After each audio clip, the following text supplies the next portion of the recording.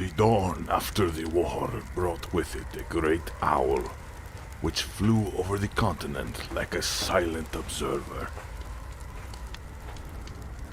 The Atmorans noticed the owl, but they barely acted on its presence. It was sitting in the trees, eating the corpses, taking their eyes, and avoiding the twisted ones roaming the lands. It would stare at the Atmorans and wonder when they approached the owl.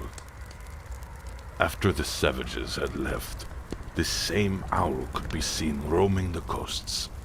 It was not shy, but it would stay wary of the Atmorans as they built tents, houses, lived, and died. But the owl stayed the same, never changing, always watching. And soon, the whalers came to show the owl their crafts, and their tools, and their spoils of war. And the owl would continue to stare, with the shine of the clear ice reflecting in its gaze. Yet, it never seemed to want the artifacts. It just stayed near the coast, flying over the trees with great freedom, watching silently. The children growing up humored the owl as their protector, for its watchful eye would surely keep them safe. But then the village was raided by the giants of the north, and many died, as they screamed out in help, pleading to the owl. It simply stayed on its branch, ever watching, never blinking.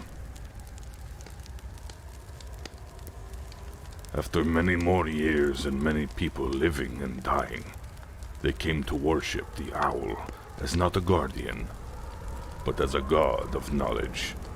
For the owl watched, and it learned.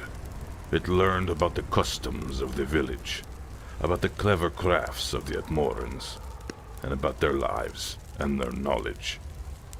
They started to offer themselves to the owl, but it would not touch their blood as it stained the ice red. It simply stayed on its branch, watching. But the owl did age. Its eyes lost their light, and its feathers went from black to brown, to bright, to gray, to white. And one day, it fled into the sun, and never returned. The people still remember the owl, and they keep watching, keep learning, and keep preserving.